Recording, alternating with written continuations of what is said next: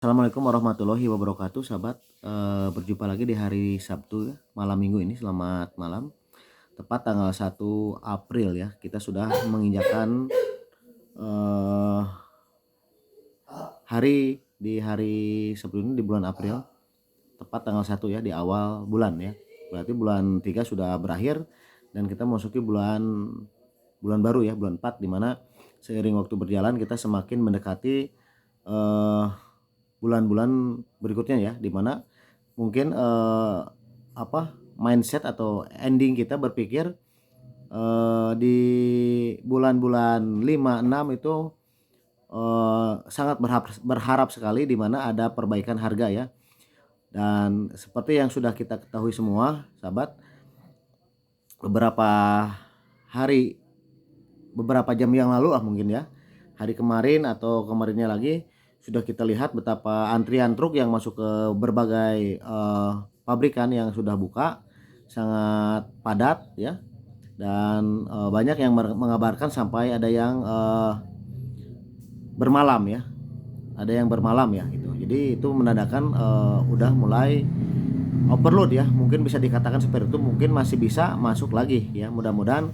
Kami hanya bisa berdoa situasi yang tidak diharapkan ini kembali normal, bisa lagi masuk pabrik, dan kita uh, tetap semangat. Saya memberikan semangat supaya tidak larut ya, tidak larut dalam mungkin kekecewaan atau kesedihan ya, sahabat.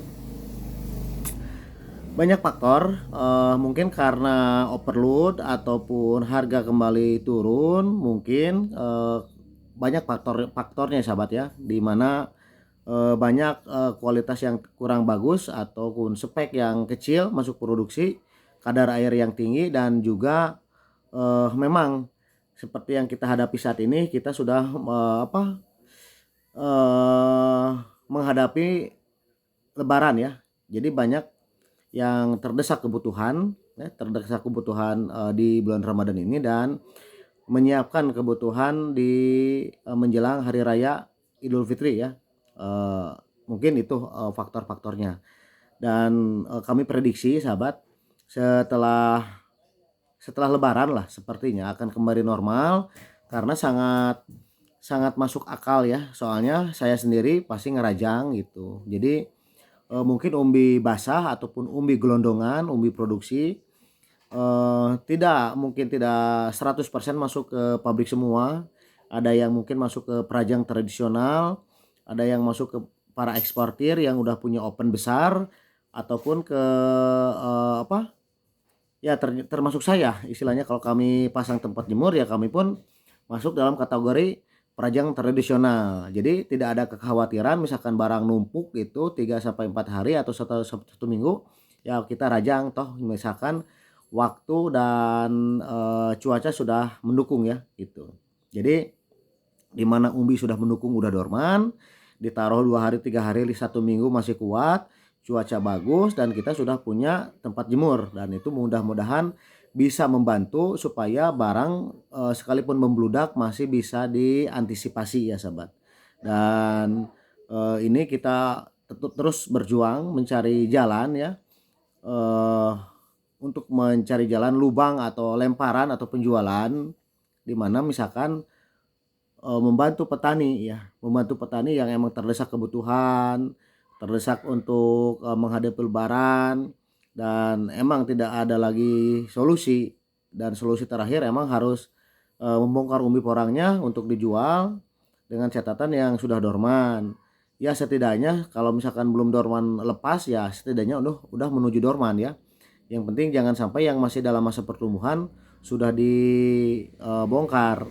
Tapi sepertinya eh, di bulan 4 ini emang sudah menuju dorman ya. Mungkin udah ada beberapa pohon-pohon yang ripah, dan kalau terdesak mungkin itu bisa dibongkar. Tapi kami sarankan ke beberapa petani di daerah, di pelosok ataupun dimanapun, jangan asal bongkar dulu. Jadi supaya teratur, tertib, dan nantinya tidak bingung ya. Jangan asal bongkar. Nah, kita tidak tahu keadaan situasi di pabrik, di lapangan, ataupun di rute-rute tertentu sudah tersendat. Nanti tidak ada yang beli dan malah tidak mendapatkan uang, barang akhirnya rusak. Jadi harus ada koordinasi dulu. Toh kalau mau bongkar kita harus punya jalan. Ini mau dijualnya ke siapa, koordinasi, sepakati harga, lalu bongkar. Jangan asal bongkar dulu. Kalau udah dibongkar nanti nggak ada yang beli, kasihan. Di sini yang harus kita ketahui itu soalnya eh, siklus porang ini yang sudah saya alami setiap tahunnya, ada waktu-waktu tertentu yang terus berubah dan di mana kita sudah tidak asing lagi dengan namanya overload ya sahabat gitu. Oke, sambil ngerokok dulu biar agak santai ya, sambil berbincang ya sebentar.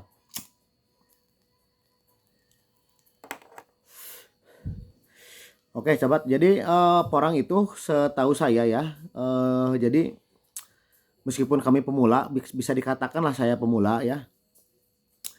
Nanti kita tidak asing ya. Saya sudah tidak asing lagi di mana kita udah bingung nih, barang numpuk ya, terus overload dan tersendat penjualan gitu. Kalau masalah ketemu atau untung rugi udah biasa gitu. Yang penting nah kalau dalam situasi-situasi yang sudah tidak memungkinkan, hal-hal seperti ini emang harus diwaspadai ya sahabat gitu. Jadi awalnya itu gesekan kan, wah perang harga gitu kan. Barang di mana-mana dicari, wah gesekan. Nah, suatu ketika dalam pas momen-momen itu berubah, terjadi momen istilahnya yang tidak diharapkan, tiba-tiba semua pabrik overload atau tutup ya, misalkan terjadi seperti itu dan perajang-perajang tradisional belum bergerak, maka umbi-umbi yang di lapangan banyak yang terbengkalai, yang udah tanggung dibongkar atau udah tanggung diangkat ya. Dan itu berbahaya sekali seandainya dibiarkan. Dan itu perlu diwaspadai. Maka dari itu petani itu harus apa ya? Harus kayak apa? Terus berkomunikasi, jangan lepas komunikasi, harus berkomunikasi, menjalin hubungan kasih dengan penjual ya. Dalam arti itu dengan penjual itu entah bakul yang keliling ke lapangan ataupun bakul yang seperti saya yang di gudang ini yang enggak ke lapangan. Nah, jadi toh kalaupun misalkan lancar lanjut gitu kan. Kalau sudah tersendat hati-hati, lebih baik kalau misalkan belum dibongkar jangan dibongkar. Soalnya itu nanti kita risikonya besar sekali ya. Kalau misalkan terjadi kita di stop dulu kan nanti tidak ada yang beli, itu kasihan nantinya busuk gitu.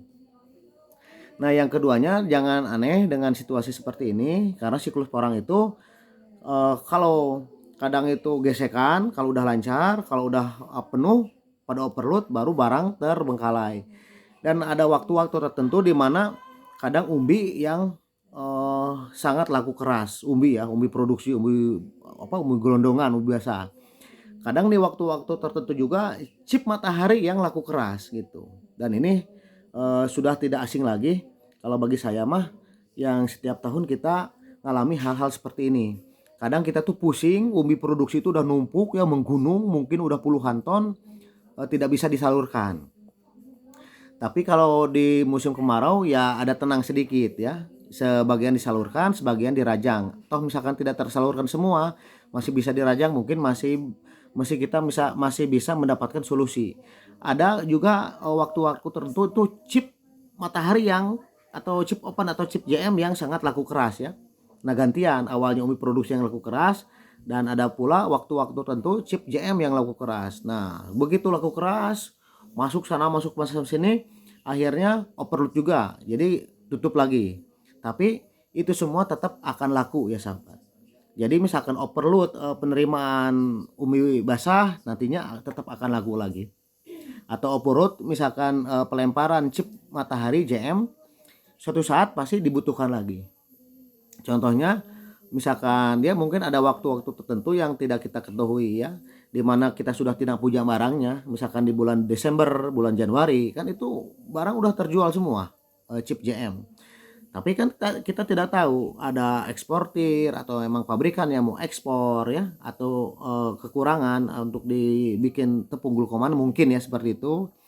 Nah, mencari juga chip matahari dan kita sudah tidak punya barangnya, dan itulah eh, hal-hal yang unik ya yang sering kita temui di dunia perporangan ya sahabat. Jadi kami tetap mengasih kasih semangat, motivasi, dan kita memberikan edukasi yang baik dan benar ya sahabat.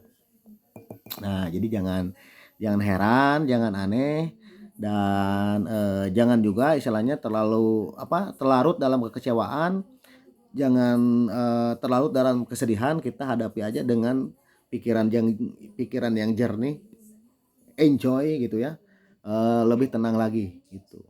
Yang penting kita harus tetap berkomunikasi ya dengan penjual gitu. Jadi kita harus bisa mengetahui keadaan supaya misalkan terjadi overload di mana-mana, kita bisa menahan barang yang belum dibongkar. Jangan asal bongkar dulu.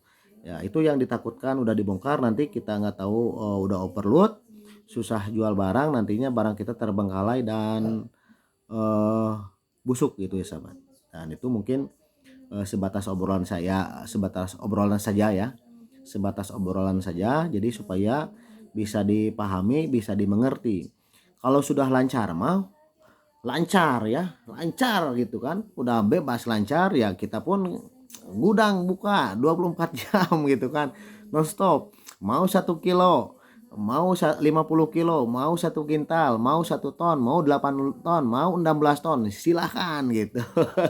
Tapi ya kalau udah perlu ya kita juga eh, diinformasikan lagi gudang tutup gitu kan untuk sementara waktu, dan itu eh, kita komunikasikan dan kita informasikan. Cuman ya saya bukan orang yang bermodal besar, bukan orang kaya, bukan. Saya hanya sebatas tengkulak kecil atau bakul kecil, tapi kami selalu memberikan edukasi ataupun kabar-kabar yang emang seharusnya kita sampaikan ya ke rekan-rekan, ke para petani, ke para ranting. Kalau emang ada kabar baik ya kita informasikan, kita sampaikan. Toh kalau memang ada kabar yang kurang baik harus juga disampaikan gitu ya, harus disampaikan dan harus diinformasikan gitu. Jadi apapun yang terjadi di Porang ini kita harus siap ya, karena Porang ini kalau menurut saya itu apa ya dari mulai petani, pengepul ke pabrikan itu sangat booming ya setiap tahunnya. Meskipun digadang-gadang di 2023 barang akan langka, tetap banyak. Kan banyak prediksi, banyak yang sudah tidak mau nanam porang kan 2022 kemarin. Ini hasilnya baru 1 bulan aja udah ada penerimaan atau transaksi jual beli udah seperti ini itu kan. Itu mendadak, itu mungkin hanya berapa persen aja yang baru dibongkar ya, tapi kan udah overload gitu. Jadi porang itu sangat susah diprediksi, unik sekali dan banyak uniknya. Kadang dulu juga kalau kita beli bibit dari Purwakarta, yang beli petaninya orang Purwakarta gitu. Nah, kita beli chip misalkan keliling ke wilayah selatan. Nah, nanti yang belinya tuh orang selatan juga. Itulah yang terjadi di Porang. Jadi sangat membingungkan sekali, tapi tidak terlepas dari itu inilah tidak terlepas dari itu memang itu suatu aktivitas, suatu rutinitas, satu pekerjaan. Jadi saya ini totalitas di Porang. Jadi kami kalau misalkan musim tanam totalitas kita di kebun, ya ngoret, ya misalkan bersihkan gulma atau kasih pupuk ya, rawat kebun. Nah, kalau udah musim panen totalitas kita ya di gudang. Nerima porang, ngecip porang, ya misalkan kirim porang, jual porang, seperti itu. Jadi totalitas kita, saya pribadi 100% di porang ya sahabat. Jadi dimana kita kalau sudah total ya mendedikasikan kita ya, dan berharap mudah-mudahan kalau kita diberi kesusahan, kita diberi kekuatan. Mudah-mudahan Allah memberikan kekuatan. Toh kalau toh kita lancar lagi, diberi kelancaran, kita tetap harus bersyukur ya. Dan itu harus ada di dalam benak diri kita ya sahabat. Kalau lagi kurang baik, kecewa, kita harus sabar. Toh kalau misalkan lagi lancar, kita harus tetap bersyukur. dan kita harus menjalin silaturahmi dengan semua pihak terkoneksi dan bersilaturahmi dengan baik. Nah, jadi kita kan anggaplah diri kita ini satu negara ya. Jadi kita harus punya hubungan diplomatik, hubungan diplomasi ataupun hubungan bilateral. Ini mah bercanda. Jadi bisa berandai-andai seperti itu. Jadi kita tuh harus seperti itu. Jadi kita harus banyak komunikasi dengan pemain porang, harus banyak berkomunikasi dengan bos-bos porang yang punya pengaruh-pengaruh di porang. Jadi harus punya pasar yang luas dan kita harus punya jalinan silaturahmi yang baik ya. Sekiranya kita tidak merugikan orang lain, sekiranya kita toh apa yang kita lakukan ini menurut kita baik, lakukanlah gitu. Yang penting kita dengan tutur kata yang baik, dengan sikap yang baik, istilahnya seperti itu, dan menjalin hubungan yang baik pula gitu ya sahabat. Karena tidak ada kata lain, dengan suatu kebaikan pasti kesananya baik ya gitu. Dengan niat baik pasti berakhir baik gitu sahabat. Nah itu ya mungkin yang harus saya sampaikan. Nanti kalau toh ada kabar-kabar lagi kita sampaikan lagi. Oke sahabat, terima kasih, tetap semangat. Mudah-mudahan segala kesusahan dimudahkan, segala apa yang kita kerjakan bisa dikerjakan dengan baik, dan hari-hari yang kita lalui bisa kita lalui dengan baik ya. Oke, terima kasih, tetap bersabar, jaga kesehatan, jernihkan pikiran, fokus ke depan, punya keyakinan, dan kita harus punya jiwa yang membangun ya. Bangunlah jiwa kita ini dengan jiwa yang punya motivasi tinggi gitu. Oke, terima kasih. Assalamualaikum.